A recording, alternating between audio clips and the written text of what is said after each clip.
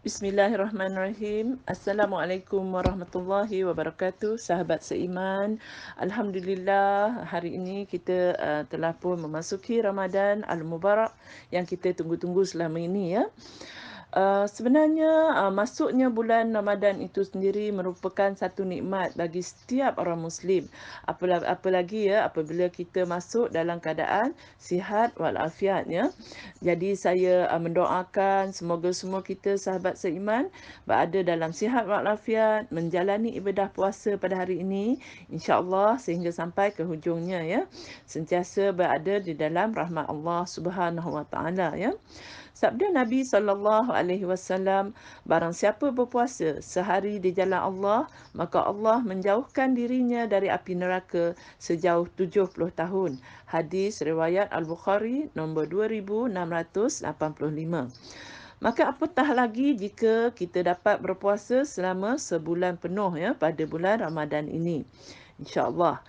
Okey, kita dah pasti melalui proses malam tadi di mana alhamdulillah kebanyakan kita insya-Allah kesemua kita telah pun berjaya mendirikan solat sunat tarawih berjamaah bersama keluarga dan kemudian menetapkan memasang niat malam tadi untuk kita berpuasa Ramadan pada hari ini ya, sama ada menetapkan niat untuk sebulan penuh ataupun menetapkan niat pada tiap-tiap hari, tiap-tiap malam untuk berpuasa pada keesokan harinya pada setiap hari di dalam bulan Ramadan ini dan kita telah pun bersahur ya, alhamdulillah. So pada hari ini mari kita berkongsi tentang sunnah menjelang berbuka puasa ya. Walaupun mungkin kita rasa masih tengah hari, tapi sebelum tu saya nak bertanya pada sahabat, mungkin sahabat kita ada yang masih belum untuk menghabiskan membaca zikir-zikir pagi pada hari ini, masih ada waktu untuk kita menghabiskan membaca zikir-zikir pagi kita sebagaimana yang dicontohkan oleh Nabi sallallahu alaihi wasallam ya. Dan sahabat-sahabat yang mungkin belum lagi memulakan program untuk berniat untuk kita dapat mengkhatamkan Al-Quran sepanjang bulan Ramadan ini, boleh saja kita mulakan daripada sekarang ya. Menjelang kita menunggu waktu zuhur ini, kita tak ada acara nak makan dan sebagainya untuk persiapan masak tengah hari, masih terlalu awal untuk masak buka puasa. Jadi kita penuhi masa kita untuk kita bersama-sama mengimarahkan bulan Ramadan ini dengan memperbanyakkan membaca Al-Quranul Karim ya. Begitu juga mungkin bagi sesiapa yang masih belum solat duha, sekarang lagi 15 minit ke pukul 1, sedangkan zuhur masuk 1.20 lebih kurang begitu. Kita masih lagi ada waktu untuk mendirikan sekurang-kurangnya 2 rakaat solat sunat duha ya. Okey, kemudian kita berbalik tadi kepada kita akan bincangkan tentang sunnah-sunnah apa yang disunahkan untuk kita lakukan menjelang berbuka puasa pada petang nanti ya. Okey, pertama adalah kita disunahkan untuk memperbanyakkan berdoa ya di saat menjelang berbuka puasa. Ini adalah yang dicontohkan dari Nabi sallallahu alaihi wasallam yang mana Rasulullah sallallahu alaihi wasallam bersabda, sesungguhnya pada seseorang yang berpuasa pada saat berbukanya memiliki doa yang tidak akan tertolak ya. Ini adalah hadis yang dikeluarkan oleh Ibnu Majah, Al-Hakim dan ramai lagi, tetapi hadis ini didaifkan oleh Syekh Al-Albani. Namun ianya dihasankan oleh Ibnu Hajar yang mana Imam Al-Bushairi juga mengatakan bahawa sanad pada sahih hadis ini adalah sahih dan perawi-perawinya adalah tisqah ya. Wallahu alam. Walau bagaimanapun secara umum orang yang sedang berpuasa itu adalah dikabulkan doa dan permohonannya berdasarkan daripada sabda Nabi sallallahu alaihi wasallam, iaitu Nabi bersabda ada 3 doa orang yang tidak akan tertolak darinya. Yang pertama adalah doanya orang tua ya, iaitu kedua ibu bapa kepada anak-anak mereka. Sekalipun ada kita sebagai ibu bapa pernah terasa hati ya, berkecil hati dengan anak-anak. Namun, saya kira kita jangan sehingga kita mengabaikan doa-doa yang baik-baik untuk anak-anak kita ya. Terutama doakan saja supaya mereka mendapat hidayah daripada Allah. Semoga mereka sentiasa berada dalam lindungan Allah, terutama pada waktu-waktu COVID, wabak yang sebegini. Dan semoga Allah memberikan petunjuk dan hidayah kepada mereka, melindungi mereka daripada segala wabak bahaya dan sentiasa sihat walafiat, menjadi anak-anak yang soleh ya. Dan keduanya adalah doanya orang yang sedang berpuasa secara umum, sama ada puasa sunat apatah lagi puasa Ramadan ya sebegini ya. Dan yang ketiga adalah doanya musafir, iaitu orang-orang yang dalam perjalanan ya. Orang-orang yang sedang musafir juga mempunyai doa-doa yang sangat mustajab. Ini adalah hadis yang dihasankan oleh Imam Al-Baihaqi ya. Oleh kerana itu, jangan kita mempersia-siakan kesempatan baik ini untuk kita memohon apa saja doa, sama ada kebaikan dunia maupun akhirat, di saat-saat kita menjelang untuk berbuka puasa di petang hari nanti dan untuk hari-hari seterusnya sepanjang khususnya bulan Ramadan ini ya. Yang kedua adalah sunnah untuk segera berbuka puasa ya. Apabila matahari telah terbenam ya, maka disunahkan untuk kita segera berbuka puasa. Kerana hal ini adalah termasuk sunnah yang kita teladani dari Nabi sallallahu alaihi wasallam beserta para sahabat-sahabat beliau ya.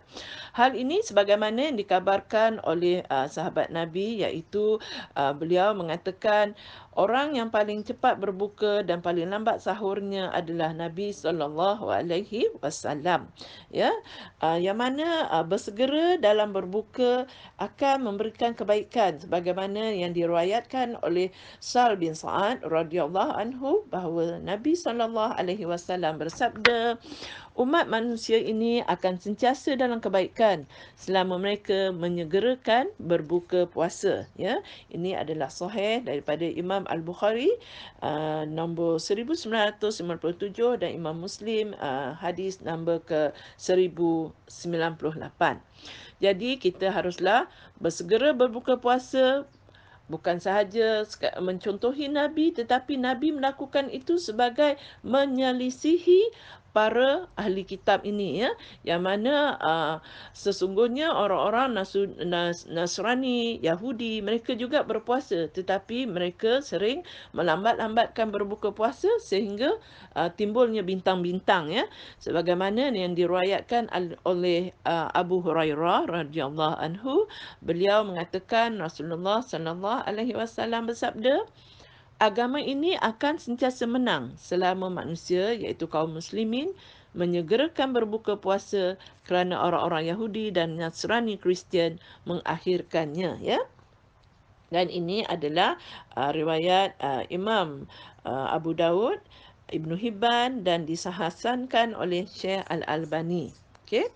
Jadi kita hendaklah segera berbuka puasa dan sebagaimana teladan dari Nabi sallallahu alaihi wasallam, iaitu baginda berbuka puasa dahulu ya sebelum mengerjakan solat maghrib.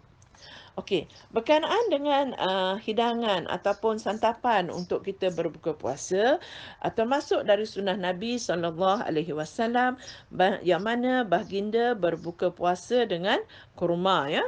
Apabila tidak ada kurma, maka berbuka dengan air putih. Dari Anas bin Malik radhiyallahu anhu, ia berkata, Rasulullah sallallahu alaihi wasallam berbuka sebelum mengerjakan solat maghrib dengan beberapa butir rutab.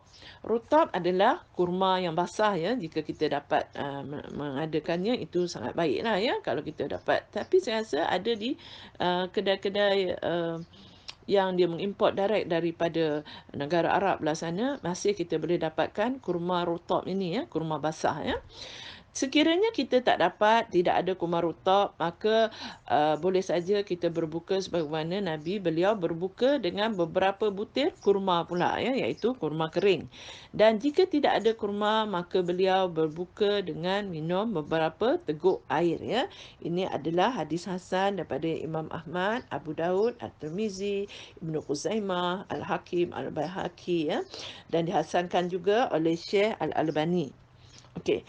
Hal ini menunjukkan kesempurnaan kasih sayang dan semangat Rasulullah sallallahu alaihi wasallam demi kebaikan umat, yang mana beliau menasihati kita melalui firman Allah, iaitu sesungguhnya telah datang kepadamu seorang rasul dari kaummu sendiri, terasa berat olehnya penderitaanmu, sangat menginginkan keimanan dan keselamatan bagimu, amat belas kasihan lagi penyayang terhadap orang-orang mukmin. Ini surah At-Taubah ayat 128. Apa yang kita dapat daripada ayat ini, di mana Allah mengatakan kasih sayang Nabi terhadap kita, sehingga Nabi menunjukkan kepada kita apakah makanan yang terbaik untuk kita memulakan dengan berbuka puasa kita nanti. Kerana mengikutkan nutrisi makanannya, iaitu apabila kita makan sesuatu yang bersifat manis ke dalam tubuh badan kita, yang perut kita masih kosong pada masa itu, ia dapat membangkitkan selera dan sangat bermanfaat bagi badan kita ya, sehingga badan kita akan kembali menjadi kuat. Dan adapun kita berbuka dengan air, sebenarnya akan menjadikan badan kita kembali segar ya, setelah seharian kita berpuasa dan badan menjadi kering. Jadi ini sangat penting. Air sangat membantu proses pencernaan pada saat kita akan makan makanan yang lebih berat, seperti kita biasa makan nasi ya, pada hidangan kita yang seterusnya ya. Jadi selain daripada kita minum air, ataupun yang khususnya kalau kita dapat menyediakan rutab tadi ya, kurma basah, itu adalah yang terbaik. Ataupun jika tak ada, boleh sajalah kurma dan minum air. Sebenarnya ianya bukan sekadar kita makan itu untuk kebaikan jasmani, tetapi yang paling penting, on top of it, kita kena ingat bahawa kita telah meneladani sungguh-sungguh sunnah Nabi sallallahu alaihi wasallam ya. Kemudian apakah yang kita dianjurkan untuk lakukan adalah berdoa ketika kita berbuka puasa ya. Banyak doa-doa yang kita dapati sekarang pada hari ini, sama ada di YouTube ataupun di buku-buku, di ceramah-ceramah. Tapi hendaklah kita mengambil apakah doa yang paling afdal, yang paling utama, doa-doa maksur yang daripada Nabi sallallahu alaihi wasallam ya. Dan kemudian kita boleh saja menyusuli dengan apa-apa doa peribadi, doa ataupun hajat kita kepada Allah Subhanahu Wa Taala, memandangkan itu adalah waktu yang sangat mustajab untuk kita berdoa ya. Okey.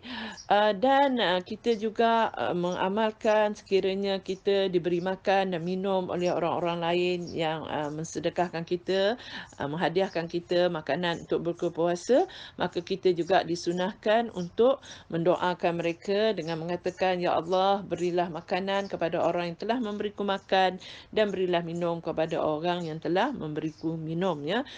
Apabila kita mendoakan kebaikan kepada seseorang, maka akan sentiasa ada malaikat yang akan mendoakan perkara yang sama kepada kita dan mengaminkan doa-doa kita ya. Mungkin pada masa ini kita tidak dapat untuk saling mengunjung rumah saudara mara atau jiran tetangga untuk bertukar-tukar juadah berbuka puasa sebagaimana lazimnya tahun-tahun yang lalu, tapi mungkin boleh juga kita menyampaikannya melalui pesanan-pesanan. Sekarang ni semuanya melalui pesanan kan.